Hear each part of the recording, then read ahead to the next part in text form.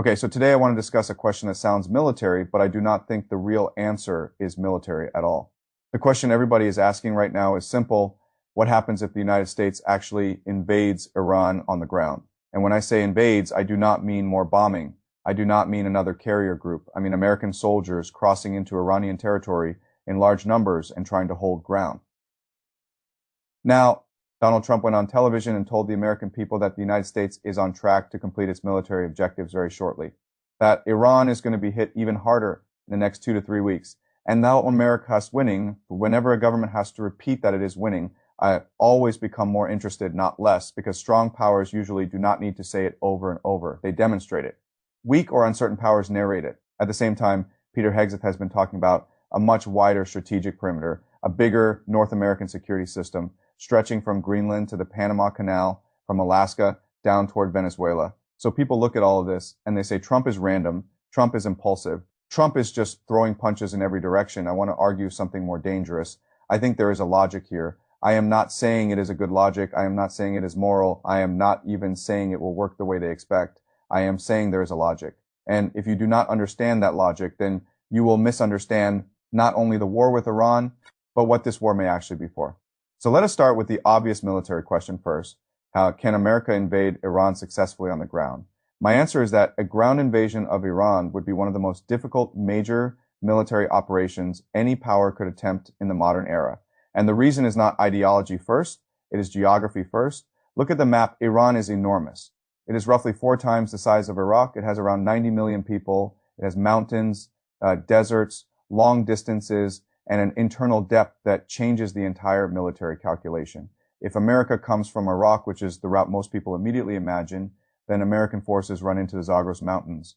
And those mountains are not a detail. They are the battlefield. Mountains do 2 things to invading armies. First, they slow them down. Second, they hand a patient defender 1,000 places to hide, ambush, fire, relocate, and disappear. That is exactly the kind of terrain where a superior conventional force loses the advantages it thought it brought with it. If America tries from the east, from the direction of Pakistan, the problem changes, but it does not improve.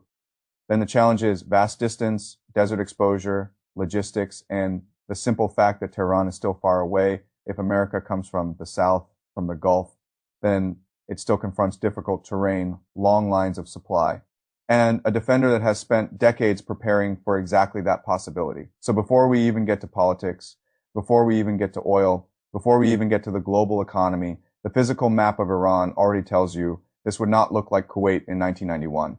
It would not even look like Iraq in 2003.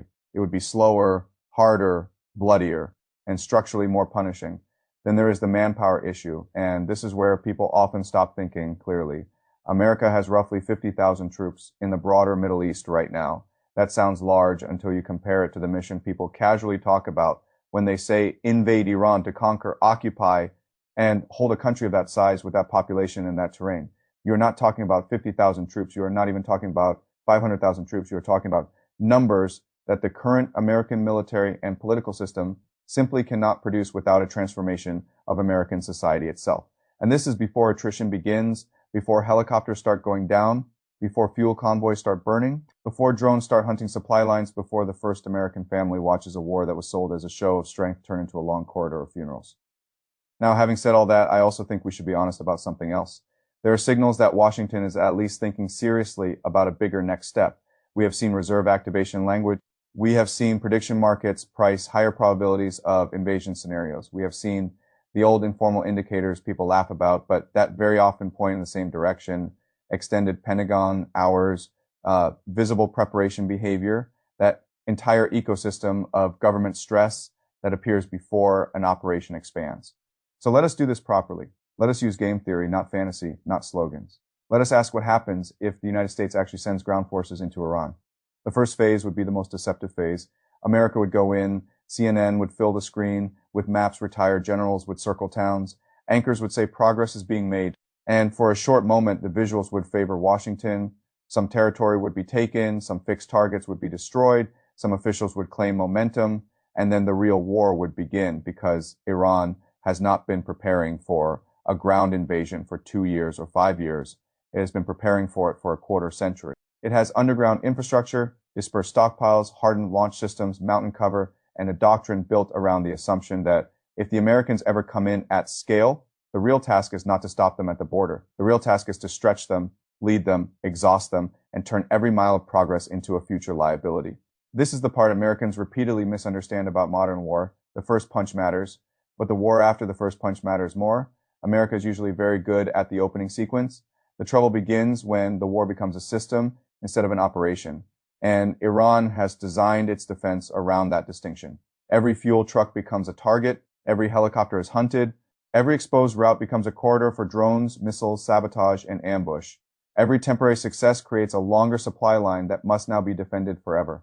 The invader starts by taking space and ends by being owned by the maintenance cost of that space. That is why Vietnam mattered. That is why Afghanistan mattered. That is why post-invasion Iraq mattered.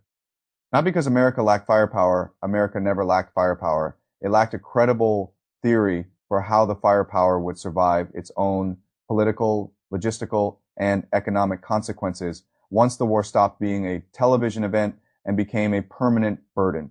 Now let me move to the second phase, because I actually think this is where the story becomes much larger than Iran itself. If the United States invades Iran on the ground, Iran will not just fight on land. Iran will try to widen the cost structure of the war. And the most obvious place to do that is the Strait of Hormuz. People hear Hormuz and they think oil. That is true, but it is incomplete. Oil is the headline. The real story is that Hormuz is one of those places where energy, shipping, fertilizer inputs, industrial chemicals, investor psychology, and global political order all run through the same narrow corridor. Once a war turns that corridor into a battlefield, the damage does not stay local. If Iran believes it is facing an existential ground assault, then the incentive to mine the strait, hit tankers, threaten Gulf infrastructure, and push prices violently upward becomes much stronger. Iran has already made clear that it sees economic escalation as part of strategic defense. And if that escalation goes all the way, then oil does not drift higher, it spikes. But again, oil is not the whole picture. Fertilizer inputs move through the wider Gulf trade system. Industrial chemicals that matter for semiconductor production move through the same broader network. Once shipping insurers panic, once routes become uncertain, once energy traders start pricing military risk into every barrel and every cargo movement, the effect spreads outward.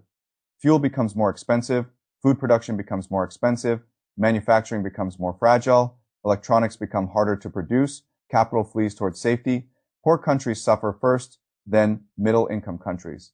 Then the political systems of richer countries begin to absorb the shock. So the question changes. The question is no longer, can America win a ground war in Iran? The question becomes, what happens to the global economic order if a ground war in Iran turns Hormuz into a prolonged zone of disruption and fear? And this is where I think the deepest layer of the story sits for decades. The modern American order has rested on more than aircraft carriers and more than Marines. It has rested on a financial and energy architecture in which the dollar, Gulf oil, maritime security, and global demand for American debt reinforce one another. The world needs energy. Energy has been priced through a system that privileges the dollar. Countries therefore need dollars. They therefore buy and hold dollar. America therefore finances itself through a system whose stability depends in part on the world continuing to trust that this architecture works. Now ask what a major ground war in Iran does to that architecture if Gulf infrastructure comes under sustained attack, if energy exports are disrupted, if shipping becomes dangerous, if allied states begin to doubt whether America can protect the system without also destabilizing it, then the old formula starts to look less like security and more like systemic risk. I think the very war launched in demonstrating control begins to expose the fragility of the order it is meant to defend. That is why I do not think the deepest risk of a ground invasion is military humiliation alone. It is structural self-damage. America could win battles and still lose the system underneath the battles. And now we arrive at the darkest and strangest part of the argument. What if the people around Trump already understand that the old American imperial model is exhausted? What if they believe the age of cheap global guardianship, the age of endless dollar privilege without industrial rebuilding, the age of policing the system, while the domestic base weakens underneath it, is already ending? What if their answer is not to save that order, but to accelerate the break and rebuild from the wreckage? I am not saying this is wise. I am saying there are signs that this is how they think. Look at the emphasis on North American strategic consolidation. Look at the language around Greenland, the Panama Canal, Canada, Mexico, Venezuela, energy, mining, manufacturing, territorial perimeter. This is not the language of a universal empire trying to reassure the world. This is the language of a fortress being imagined. A fortress with food, a fortress with energy, a fortress with water, a fortress with minerals, a fortress with two oceans, a fortress that expects the outside world to become less stable and wants to make sure that when that instability comes, North America remains the last great self-sustaining bloc. This is what I mean when I say the ground invasion question is not really about the ground invasion alone. The invasion is one possible instrument inside a much larger strategic transition. The old American model said, finance the world, protect the trade routes, hold the alliances together, maintain the dollar order, and let everyone else free ride under your umbrella. The new model, if this is indeed the model, says something very different. The old system is too expensive, too hollow, too indebted, too politically unsustainable. Break it before it breaks you. Pull resources back into a continental bloc, reindustrialize, remilitarize, let the wider world discover what disorder feels like, and then sell stability back to it at a premium. Now, is that monstrous? Yes. Is it costly? Yes. Would ordinary people pay the bill? Absolutely. But does it have an internal logic also? Yes. And this is why I think simply calling Trump stupid is not sufficient analysis. A man can be reckless and still have a theory. A strategy can be brutal and still be coherent.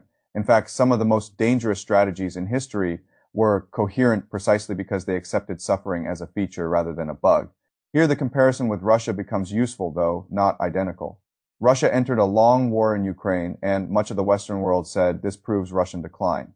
But Moscow used the war to force industrial adaptation, deepen war production, reshape the economy, harden internal political control, and accept a lower, harsher, more militarized version of order. That does not mean the war was good for Russia in human terms. It means the state used crisis as a tool of restructuring. What if Washington, or at least one faction, Washington, has looked at that model and drawn its own lessons? What if they believe America cannot continue as the guarantor of a global order built on debt, outsourcing, fractured domestic identity, and strategic overextension? What if they believe the only way out is controlled demolition followed by continental reconstruction? Then the war with Iran starts to look different. It is no longer simply a bid to force Tehran to submit. It becomes part of a wider attempt to break the old imperial template and justify a new one. That does not mean the plan succeeds. Plans like this often unleash forces larger than the plan or ground invasions, do not obey manifestos. Oil shocks do not stay obedient to ideology.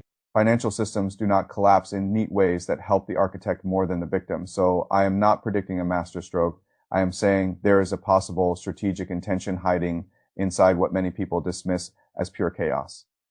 Now, let me bring this to the end by giving you the real scenario tree. Scenario 1, America invades, gets bogged down, cannot hold the country. Hormuz becomes more dangerous, energy shock spreads, the dollar order weakens, and America suffers a historic strategic defeat in the Middle East. That is the nightmare scenario if you still think Washington is trying to preserve the old empire. Scenario 2, America invades, gets bogged down, the world economy fractures, but North America uses the wider crisis to consolidate resources, industry, and strategic dependence in its favor. In this version, America loses the old game and uses the loss to launch a new one. Scenario 3. The threat of invasion itself is the point troop preparation. Signals, escalation language, all of it is used to force negotiations, reorder alliances, and psychologically prepare the American public for a harsher continental doctrine without actually committing full occupation. And in some ways, this may be the most rational path available to them because a real ground invasion could produce consequences too large even for its advocates to control. But in every scenario, one truth remains. The people who pay first are not the strategists. They are the ordinary people, Americans who would be sent to fight, Iranians who would be bombed, displaced, or buried, workers in poor countries who would face higher food prices and energy prices, families with no say in any of this who would discover, once again, that grand strategy is often just a polite name for organized suffering imposed from above. So when somebody asks me, what happens if the United States invades Iran? My answer is this. First, the military operation becomes far uglier than its advocates imagine. Second, the economic consequences spread far beyond Iran and far beyond America. Third, the deeper target is not just Tehran. The deeper target may be the transition from an exhausted American empire to a harder North American fortress built for a poorer, meaner world. And that is why this question matters so much. Because if the invasion happens, we will not just be watching a war. We will be watching a test of whether the old American order is being defended or deliberately buried by the people who claim to represent it. And if you understand that, then you understand why this is not just another Middle East crisis. This is a question about what kind of world is being prepared on the other side of the fire.